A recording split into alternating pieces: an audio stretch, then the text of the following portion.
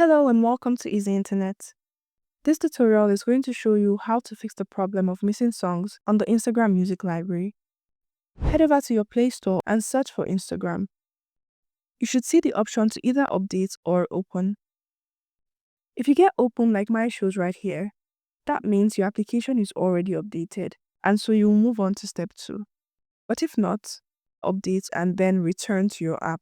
Try adding a post and check to see if all the songs are now being shown. If you're still running into the same problem, there's a second step you can try. You can consider installing a VPN. For that, head back over to your Play Store, search for VPN and install any VPN you are familiar with.